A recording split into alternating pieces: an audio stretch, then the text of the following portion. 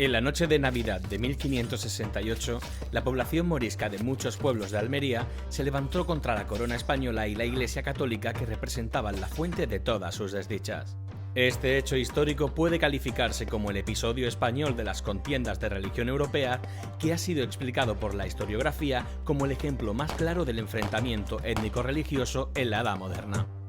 La población morisca de las tierras almerienses estaba constituida por los restos de población nazarí que se sometió a los reyes católicos en 1492.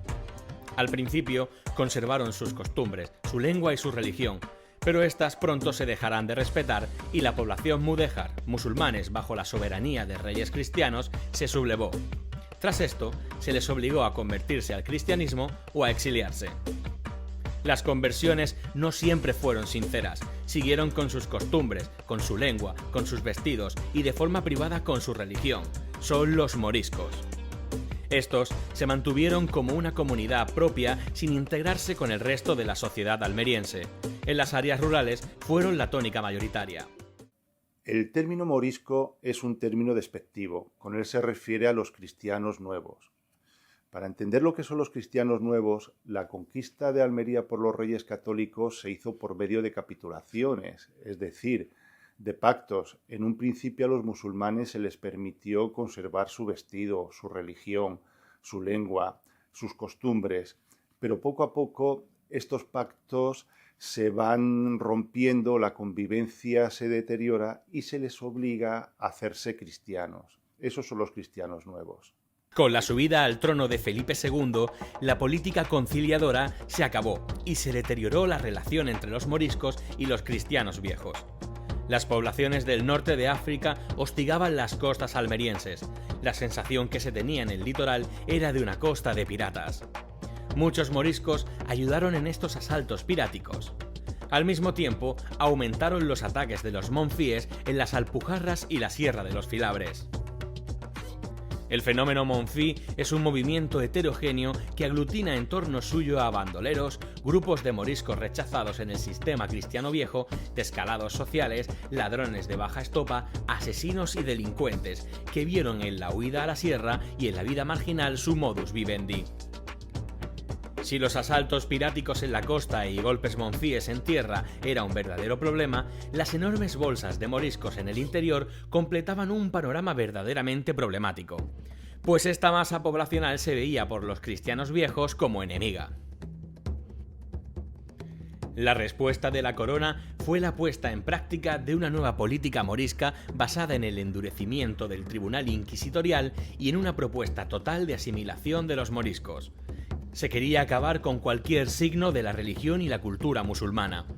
En suma, había comenzado una verdadera guerra fría entre los cristianos viejos y los nuevos, que auguraba una rebelión inmediata. Realmente los moriscos vivieron durante todo el tiempo en una duda constante. Duda constante en si las prácticas culturales que ellos realizan son religiosas o no. Ahí está la duda. Si cualquier actividad que ellos realicen resulta ser religiosa. Esta duda permanente, el miedo a la otra comunidad, es lo que creará una espiral en lo que nosotros los historiadores llamamos la difícil convivencia. Una difícil convivencia constantemente en la que van a ser perseguidos los moriscos hasta el punto de llegar a pensar en la sedición, en rebelarse contra el abuso constante que está sufriendo la comunidad, ¿no? Desde este punto de vista, el recelo al otro, el recelo a la comunidad del otro, realmente es lo que hace que la rebelión de los moriscos suponga un choque que es algo más que un choque, digamos, entre dos posicionamientos políticos o sociales, sino incluso culturales y de mentalidad. La revuelta morisca comenzó en el corazón de la comarca alpujarreña en la madrugada del 23 al 24 de diciembre de 1568, extendiéndose rápidamente en los días siguientes por el resto del sistema montañoso. En los primeros instantes, el control sedicioso quedó en manos de capitanes monfíes que sembraron el terror a través de los martirios más atroces a los cristianos viejos. Se habían consumado las navidades de sangre. Era el inicio de la guerra de las Alpujarras. Durante los últimos días de diciembre, la sublevación se había extendido con rapidez por toda la comarca.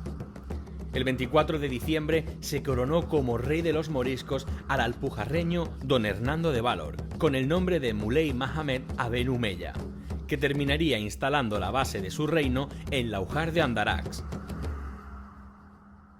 Se calcula que los combatientes moriscos al principio serían unos 3.000 o 4.000, un ejército constituido por población civil, rural y sin adiestramiento, y pobremente armada que se incrementaría hasta alcanzar aproximadamente 25.000 hombres. En muchos casos, los levantados se vieron forzados a hacerlo, no solo por una profunda crisis económica y la represión cristiana, sino también por el hostigamiento de Farax Aben Farax, que dirigía a las fuerzas de choque y su grupo de monfíes. En muchos pueblos obligaron a palos a participar en la revuelta. Al ser un ejército compuesto por campesinos, jugaron con el conocimiento del campo, veredas y barrancos. Como la guerra tenía unos claros tintes religiosos, los moriscos contaron además con armas psicológicas. El inicio de la confrontación entre dos ejércitos, entre el cristiano y el morisco, generalmente tenía un efecto psicológico, no solamente era una cuestión de armas, sino que se comenzaban, los cristianos siempre tocaban atabales, tocaban tambores, timbales, de tal manera que se creaba un ruido atronador en la montaña que imponía, a veces se rompían las filas por esto. Acto seguido los moriscos también responderían con idéntico efecto, es decir, se veía al ejército y también se le oía al ejército. En este sentido, los cristianos era uno de los elementos más estremecedores que podían escuchar los cristianos, era el ulular de las moriscas. En ese movimiento de lengua que ellos hacían, realmente asustaba a los cristianos antes de producirse realmente el choque. A partir de ahí, el choque. Generalmente los moriscos buscaban el alejamiento, no el choque directo. Es decir, ante unas armas tecnológicamente más poderosas, como podía ser el arcabuz, la alabarda o los petos metálicos que usaban los soldados cristianos, preferían los moriscos, desde luego, la distancia. Ese choque, digamos, y ese ruido que se ve y se oye, a veces, como digo, rompía las filas. Luego, posteriormente, vendría el ruido atronador de las cargas de caballería, el relinchar de caballos, el sonido estruendoso de los arcabuces, los silbidos de las ondas tirando piedras los moriscos, dando lugar a digamos, unos sonidos de guerra, en definitiva, que también eran, en muchos casos, verdaderamente aterradores. Tras la sublevación, el capitán general don Íñigo de Mendoza lanzó sobre el sector occidental una operación de castigo contra los rebeldes. Alarmado por la situación en el área oriental y su escasa capacidad defensiva, el adelantado mayor de Murcia, don Luis Fajardo de la Cueva, segundo marqués de los Vélez, penetraba en el reino granadino con idéntica intención. La corona, sin embargo, no quedó satisfecha con los progresos militares, preocupada porque la sublevación pudiera complicarse si se desarrollaba una conexión con el ejército otomano, poniendo en peligro el flanco sur de España. El alzamiento morisco sobresaltó a Felipe II, que decidió aplastarlo rápida y contundentemente. En fechas tan tempranas como el 15 de enero de 1569, tenía previsto utilizar un cuerpo de élite de tropas italianas, los tercios. El encargado de ejecutarlo sería don Luis de Requesens. Los tercios llegaron al puerto de Adra en el verano de 1569. Y desde la Alpujarra, los moriscos, uno de los objetivos que tenía era conseguir un puerto de mar. Necesitaban un espacio donde pudiesen desembarcar sus aliados, los turcos, y las tropas berberiscas del norte de África. Los dos principales puertos eran el puerto de Almería y eran el puerto de Adra. Deciden buscar un puerto en el Levante y también servía para extender la guerra, para poner dificultades a las tropas de Felipe II. Deciden cruzar los Filabres y llegar al Valle de la Almanzora, para desde allí intentar buscar el mar. Allí en el Valle de la Almanzora además tenían una fortaleza importantísima, el castillo de Serón, que era la llave de Baza. A finales de junio de 1569 se produce el primer asedio de Serón por parte de Jeromino el Maleb, que terminaría en fracaso. Abenú Mella, frustrado, decidió iniciar un nuevo ataque. El 10 de julio se concentraron 5.000 moriscos en la Sierra de Bacares. Serón caería el 16 de julio, produciéndose una matanza de cristianos viejos. La ocupación morisca de esta villa significaba que las puertas del altiplano granadino estaban abiertas y la guerra se podía extender a Murcia y Jaén. Ante esta situación, el rey mandó a su hermano, don Juan de Austria, a Serón en febrero de 1570.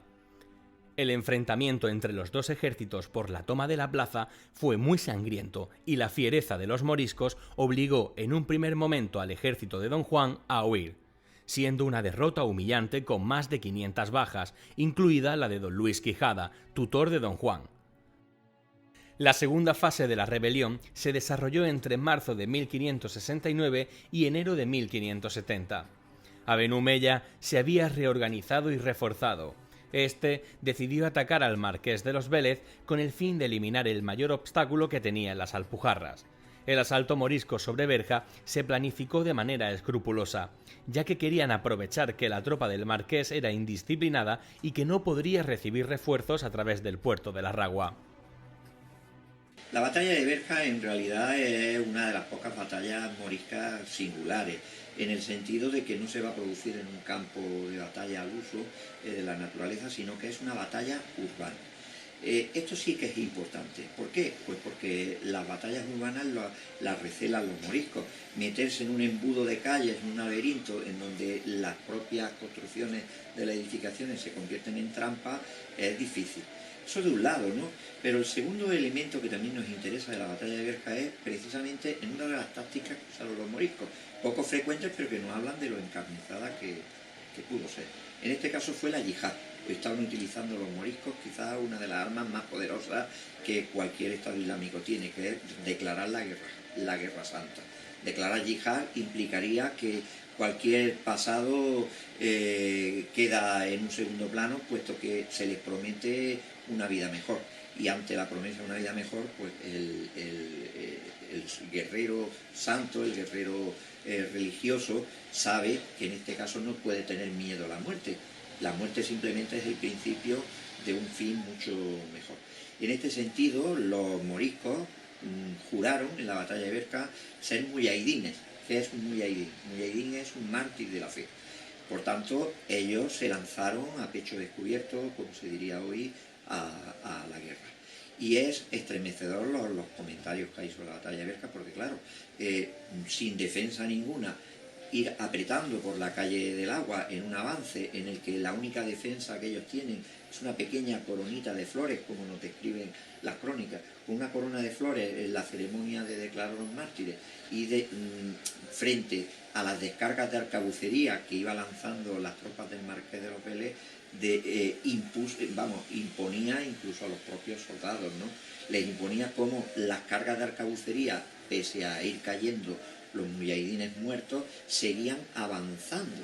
Y al avanzar, efectivamente, eso era un choque psicológico importante que hizo incluso que las tropas cristianas retrocedieran ante, viendo caer los muertos, los muyahidines muriendo y avanzando pese a las muertes. Fue verdaderamente estremecedor este hecho, que supone, digamos, otro elemento importante que hasta ese momento pues prácticamente no se había visto en la guerra de los moriscos. Una batalla urbana, verdadera ratonera para los moriscos, pero esa ratonera puede ser suplida en este caso con un arma muy poderosa, que es la yihad, ¿no?